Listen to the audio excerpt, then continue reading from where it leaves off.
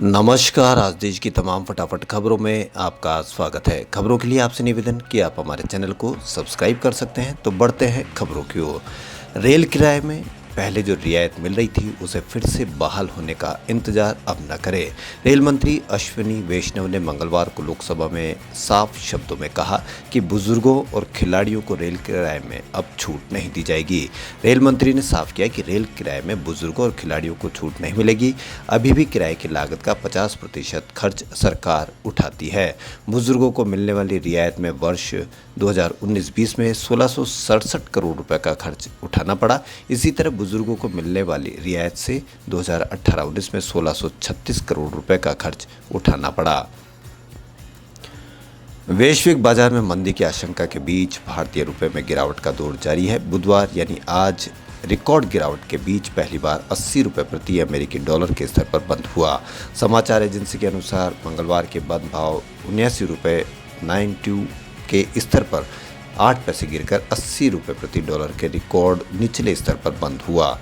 विदेशी मुद्रा कारोबारियों ने कहा कि कच्चे तेल की कीमतों में मजबूती बने रहने के बीच तेल आयातकों की तरफ से डॉलर की मांग आने से रुपया टूटा।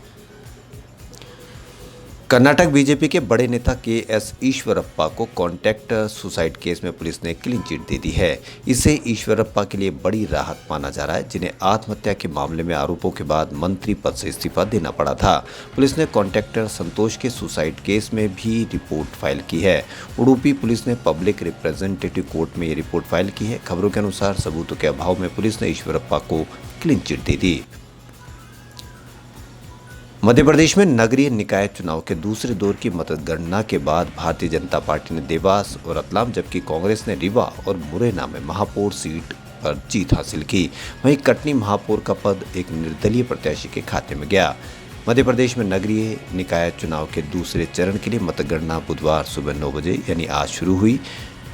रीवा में महापौर पद के लिए कांग्रेस के उम्मीदवार अजय मिश्रा बाबा ने बीजेपी उम्मीदवार प्रमोद व्यास को 10,301 मतों के अंतर से पराजित किया। ऑल्ट न्यूज़ के को-फाउंडर और फैक्ट चेकर मोहम्मद जुबैर को सुप्रीम कोर्ट ने यूपी के सभी मामलों में अंतरिम जमानत दे दी है। इसके बाद जुबैर के जमानत बॉन्ड को ड्यूटी मजिस्ट्रेट कोर्ट में जमा करा दिया गया है। इस पर पटियाला हाउस कोर्ट में कार्रवाई शुरू हो गई है। न्यायाधीश ने आदेश पर कुछ स्पष्टीकरण मांगा है। पटियाला हाउस कोर्ट जमानत बॉन्ड और जमानत को स्वीकार कर लिया गया है। अब जुबैर की रिहाई के लिए पटियाला हाउस कोर्ट में कागज तैयार किए जा रहे हैं। इसके बाद कोर्ट से चिट्ठी जेल भेजी जाएगी। जुबैर शाम तक जेल से बाहर आ सकते हैं। सुप्रीम कोर्ट ने जुबैर को जमानत देते हुए कहा कि 20,000 का personal bail bond Patiala house court के सीएमएम के यहाँ दिया जाए। इसके बाद जुबैर को रिहा करने के आदेश दिए हैं।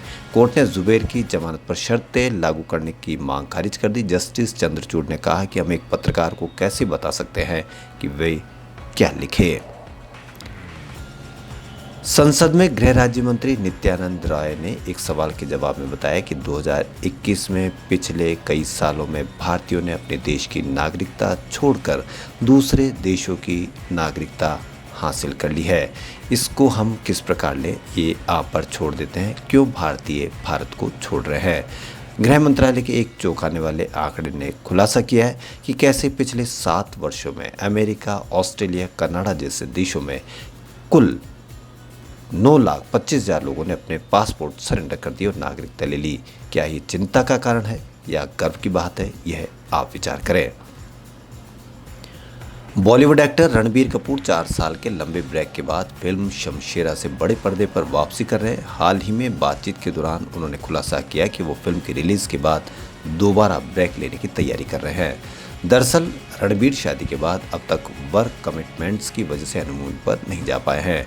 इसलिए उन्होंने शमशेरा की रिलीज के बाद आलिया भट्ट के साथ 1 हफ्ते की वैकेशन पर जाने की प्लानिंग की है। खबरों में फिलहाल इतना ही। यदि आपको हमारा चैनल पसंद आए तो लाइक, सब्सक्राइब और शेयर अवश्य करें। धन्यवाद।